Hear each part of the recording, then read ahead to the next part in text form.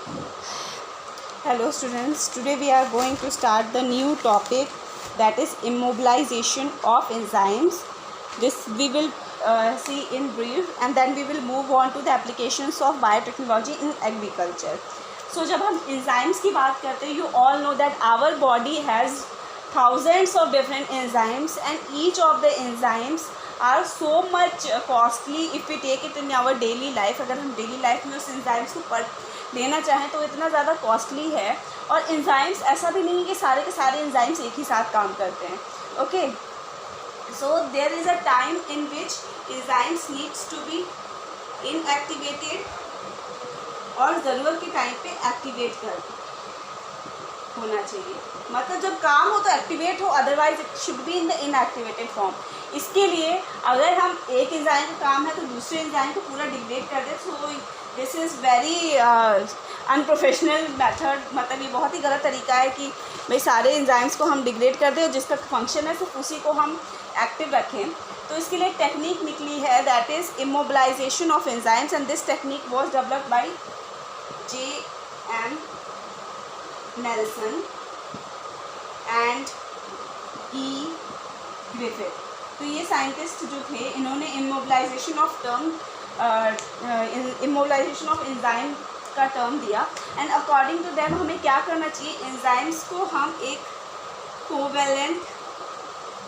Covalently किसी भी inert substance से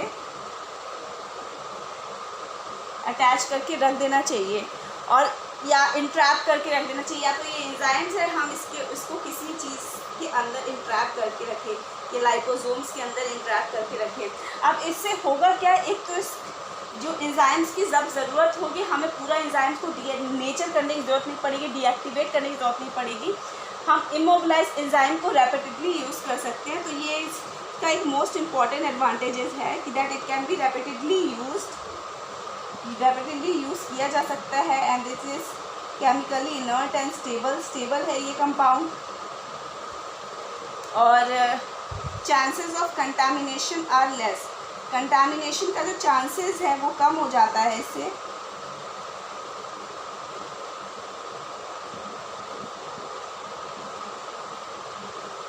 and recovery of the product is easier. Recovery of product जो है, प्रोडक्ट की रिकवरी थोड़ी इजी हो जाती है. तो ये कुछ इमोबिलाइजेशन ऑफ एंजाइम्स के एडवांटेजेस है, हमें बहुत ज़्यादा इसमें डिटेल में नहीं जाना है.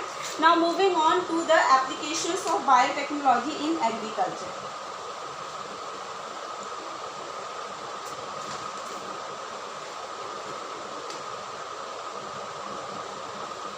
इन एग्रीकल्चर की हम बात करें तो ये बहुत कॉमन है. सबसे पहले जब भी एग्रीकल्चर में बायोटेक्नोलॉजी का नाम लिया जाता तो वन मोस्ट इम्पॉर्टेंट थिंग होती है, दैट इज़ बीटी. अब ये बीटी है क्या, बीटी इज़ अ बैक्टीरिया, और इस बैक्टीरिया का नाम क्या है, bacillus thuringiensis. Okay, short form में हम बीटी बोल देते हैं. अब इस बैक्टीरिया का क्या इम्पॉर्टेंट फंक्शन है, that it encodes for cry gene. ये क्राई जीन को इनकोड करता है. यहाँ पे क्राई मतलब रोमा नहीं, क्राई मतलब क्रिस्टलाइन. ठीक है. नाउ दिस क्रिस्टलाइन जीन जो है ये प्रोटीन बनाता है, क्राई प्रोटीन बनाता है. This cry protein is crystalline in structure, मतलब क्रिस्टलाइन का स्ट्रक्चर होता है. और नॉर्मल कंडीशन में जो है ये हार्मफुल नहीं होता है, ये डिज़ोल्व नहीं होता है. It is insoluble in normal condition. Solubilise कब होगा, when it gets alkaline pH. यानी जैसे ही pH 7 से ज़्यादा हो जाएगा तो ये जो प्रोटीन है ये डिज़ोल्व हो जाएगा.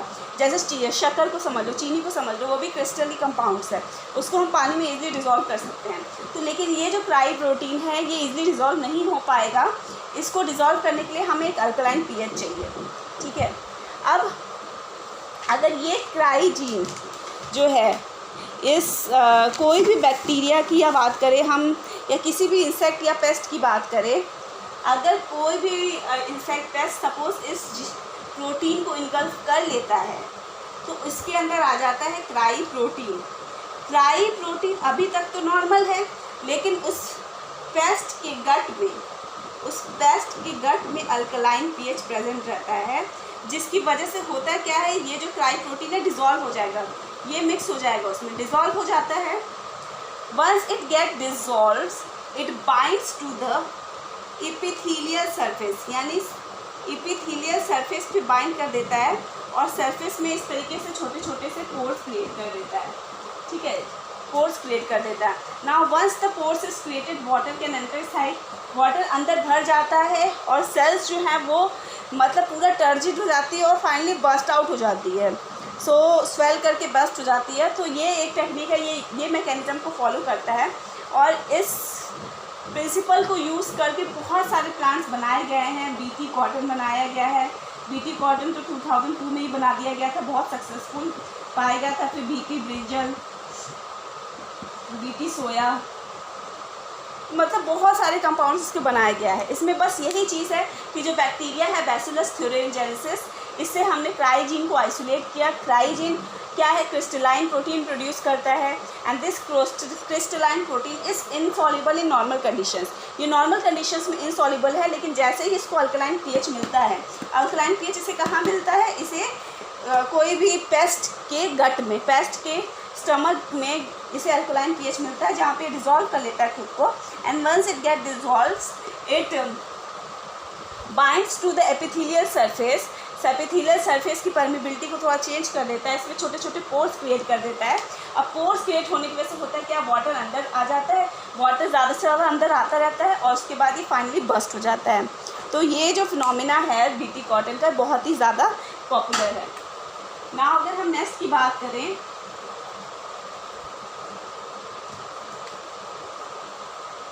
तो एक नेमाटोड है, the name of this nematode is मिलोडिगाइन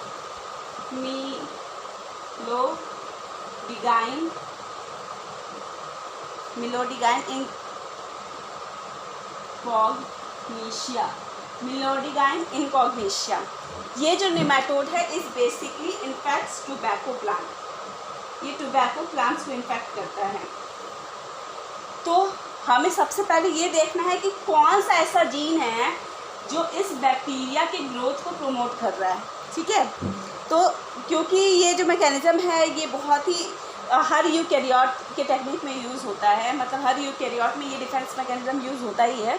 तो सबसे पहले हमें ये पता करना है, क्योंकि ये जो नेमाटोड है ये टोबैको प्लांट को इफेक्ट कर रहा है, इसका मतलब है कि कोई तो ऐसी जीन है जो इसके ग्रोथ को प्रमोट कर रही है। तो सबसे पहले हमें वो जीन आइसोलेट करना है, यानी आइसोलेट जीन, कौन सा जीन जो बैक्टीरिया के इस नेमाटोड के ग्रोथ को प्रमोट कर रही है। इस जीन को जैसे ही हम आइसोलेट कर लेंगे तो अब इस जीन को आइसोलेट करके हम टोबैको प्लांट में इंसर्ट करा देंगे। टोबैको प्लांट में इंसर्ट कराने के बाद इस जीन का ट्रांसक्रिप्शन करेंगे और ट्रांसक्रिप्शन करने के बाद इसके पास mRNA आ जाएगा, ठीक है। ये जो mRNA है या डबल स्ट्रैंडेड RNA है, जो भी है, अगर ये नेमाटोड फिर अब दोबारा उस टोबैको प्लांट को इफेक्ट करेगा तो इसका मतलब है इसके पास भी वो जीन प्रेजेंट ही रहेगा जो इसकी ग्रोथ को इन्हांस कर रहा है। तो ये RNA और इनका जो RNA है ये दोनों के दोनों आपस में बाइंड करके डबल स्ट्रैंडेड RNA बना लेंगे। एंड डबल स्ट्रैंडेड RNA बनने के बाद ये होता क्या है कि ये प्रोटीन नहीं बना पाता है, क्योंकि इस प्रोसेस को बोलते हैं RNA इंटरफेरेंस, यानी RNA ने इंटरफेयर कर दिया प्रोटीन बनाने के प्रोसेस को, यानी फर्दर अब इसकी ग्रोथ नहीं हो पाएगी, वहीं पे इसकी ग्रोथ स्टॉप हो जाएगी।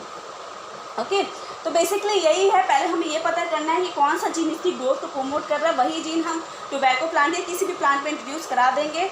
और फिर अगर वो नेमाटोड उसको इन्फेक्ट कर रहा है तो mRNA की स्टेज में आकर के दोनों के mRNA जो है, दोनों के RNA डबल स्ट्रैंडेड RNA बना करके प्रोटीन के प्रोसेस तक पहुंच नहीं पाएंगे, वहाँ पे स्टॉप हो जाएंगे। Okay, the next one is obtaining hirudin. Hirudin सबसे पहले है क्या, इट इज़ एन एंटीकोआगुलेंट, ये एक एंटीकोआगुलेंट है, ये लीच में भी पाया जाता है, हमने उन्होंने पिछले क्लास में देखा होगा। तो ये actually this hirudin is obtain from brassica napus, ठीक है। Brassica napus. अब इन्होंने क्या किया, सबसे पहले हीरोडीन जो प्रोड्यूस कर रहा है gene, the gene which is producing हीरोडीन, इसको आइसोलेट किया और फिर इसी प्लांट में ब्रासिका नेपस में इंट्रोड्यूस करा दिया। अब इससे क्या होगा, this plant will be producing this हीरोडीन, और ये जो प्लांट प्रोड्यूस करता है हीरोडीन, जो एंटीकोगुलेंट प्रोड्यूस कर रहा है, this anticoagulant is actually stored in this seeds में एक्यूमुलेट हो जाता है। तो अगर हम इसके सीड्स को लेते हैं तो that seed is having anticoagulant. Okay, तो ये हीरोडीन क्लियर है। Now another example is flavour saver tomato.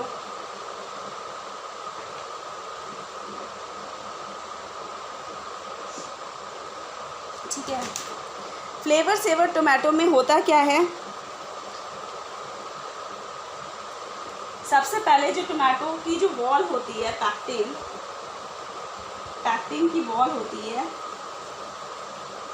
ये जो है वो बहुत आसानी से डिग्रेड हो जाती है, या जो नॉर्मल तुम लोग देसी टमाटर देखते हो उसकी जो कवरिंग होती है ये बहुत जल्दी डल हो जाती है, सूख जाती है, या कहो कि लूज़ पड़ जाती है, जिसकी वजह से जो टमाटर है वो बहुत ज़्यादा दिन तक नहीं टिक पाता है। तो साइंटिस्ट ने एक तरीका सोचा कि क्यों ना इसकी बॉल को थोड़ा सा थिक बना दिया जाए, जिसकी वजह से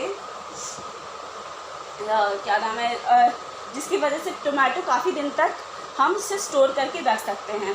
तो सबसे पहले ऐसे जीन को आइसोलेट किया जो कि इसके वॉल को डिग्रेड करता था। तो जीन वॉज पीजी यानी पॉली गैलेक्टो यूरेनिस, ये जीन इसको डिग्रेड कर रहा था। अब इस जीन को इंट्रोड्यूस करा दिया टोमेटो में। अब क्या हुआ, टोमेटो जो ये एंजाइम जो जीन बना रहा था पॉलीगैलेक्टो यूरेनिस, और ये दोनों के दोनों एक दूसरे के साथ फिर से वही डबल स्टैंडर्ड आरएनए बना देंगे, जिसकी वजह से आरएनए इंटरफेयर कर जाएगा और इसकी जो वॉल को डिग्रेड करने वाला जीन है वो इतनी इजीली डिग्रेड नहीं कर पाएगा। Okay, and this technique was actually given by McGrigon एक साइंटिस्ट थे जिन्होंने ये टर्म दिया था। ओके, जो लास्ट वन हम देखने वाले हैं दैट इज गोल्डन राइस। तो यहाँ पे गोल्डन राइस हम इसलिए नहीं बोल रहे कि इसका कलर गोल्डन है, तो ये थोड़ा येलोइश कलर का होता है। एंड आजकल विटामिन ए की बहुत कमी हम देखते हैं, वाइट विटामिन ए की बहुत ज़्यादा कमी होती है और राइस में तो बहुत ही कम पाया जाता है। तो ऐसे राइस को डेवलप किया गया जिसमें विटामिन ए का कंटेंट ज़्यादा हो। तो विटामिन ए का कंटेंट बढ़ाए किससे किया, बीटा कैरोटीन वाले जीन को इंट्रोड्यूस करा के। ठीक है, बीटा कैरोटीन जीन को इंट्रोड्यूस कराया, जिसकी वजह से हुआ क्या कि विटामिन ए का कंटेंट इस राइस में बढ़ गया। अब ये जो राइस है ये येलो कलर का है, जिसकी वजह से इसको गोल्डन राइस कहा जाता है। Okay guys, this is all about the applications of agriculture in applications of biotechnology in agriculture. तो हमने 5 कंडीशंस देखी थी। सबसे पहले हमने बीटी को देखा था, बैसिलस थ्यूरीजेनेसिस को देखा था। उसके बाद हमने निमेटोड को देखा था जो टोबैको प्लांट को इन्फेक्ट करता था, मिलाडोगाइन इनकॉग्नेशिया, और हमने हीरोडीन को देखा था ब्रासिका नेपस से प्रोड्यूस होते हुए, फ्लेवर सेवर टोमेटो और गोल्डन राइस। तो इतना सफिशिएंट है बायोटेक्नोलॉजी का एप्लीकेशंस इन एग्रीकल्चर देखने के लिए। नेक्स्ट वीडियो में हम लोग I guess patenting and biopiracy वाला देखने वाले हैं। So if you have any doubt in this video please do message me. Okay, thank you, bye bye.